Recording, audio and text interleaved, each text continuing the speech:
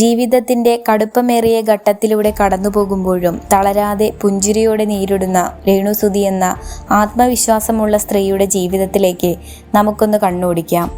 താൻ നേരിടുന്ന ആരോഗ്യ പ്രശ്നങ്ങളെക്കുറിച്ച് വലിയൊരു വിഭാഗം ആരാധകർക്ക് തെറ്റിദ്ധാരണകളുണ്ടായിരുന്നു. ആ തെറ്റിദ്ധാരണകൾ തിരുത്തിക്കൊണ്ട് തൻ്റെ രോഗാവസ്ഥയെക്കുറിച്ച് രേണു ആദ്യമായി മനസ്സ് തുറക്കുന്നു. ഈ രോഗം പെട്ടെന്നുണ്ടായ ഒന്നല്ലെന്ന് രേണു പറയുന്നു. തൻ്റെ 15ാമത്തെ വയസ്സിലാണ് ബ്രസ്റ്റിൽ ഒരു മുഴ ആദ്യമായി ശ്രദ്ധയിൽപ്പെടുന്നത്. അന്ന് തന്നെ കോട്ടയം മെഡിക്കൽ കോളേജിൽ പരിശോധന നടത്തിയപ്പോൾ ഇത് ഭാവിയിൽ ക്യാൻസറായി മാറാമെന്ന് ഡോക്ടർമാർ മുന്നറിയിപ്പ് നൽകിയിരുന്നു. എന്നാൽ അക്കാലത്ത് മറ്റൊരു ശസ്ത്രക്രിയയുടെ ഭാഗമായി അനുഭവിച്ച കഠിനമായ വേദനയും പേടിയും കാരണം ആ മുഴ നീക്കം ചെയ്യുന്നതിൽ നിന്നും രേണു മാറി നിന്നു.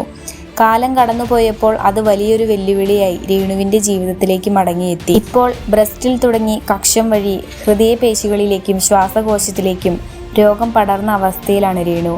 രോഗം സ്റ്റേജ് 3ന്റെ അവസാന ഘട്ടത്തിലാണെന്ന് അവർ തുറന്നു സമ്മതിക്കുന്നു.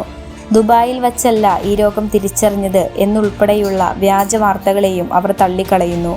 ഇനി വരാനിരിക്കുന്ന ചികിത്സകളിലൂടെ രോഗത്തെ പൂർണ്ണമായും നേരിടാനുള്ള തയ്യാറെടുപ്പിലാണ് രേണു. താൻ തളർന്നു പോയാൽ തന്നെപ്പോലെ ക്യാൻസറുമായി പൊരുതുന്ന മറ്റനേകം പേർക്ക് അതൊരു തിരിച്ചടിയാകുമെന്ന് രേണു വിശ്വസിക്കുന്നു. അതുകൊണ്ട് തന്നെ സോഷ്യൽ മീഡിയയിലൂടെ എപ്പോഴും ചിരിക്കുന്ന മുഖവുമായി താൻ സജീവമായി തുടരുമെന്നും തന്നെ സ്നേഹിക്കുന്നവരുടെ പ്രാർത്ഥനകൾ കൂടെയുണ്ടാകുമെന്നും അവർ ഉറച്ചു വിശ്വസിക്കുന്നു.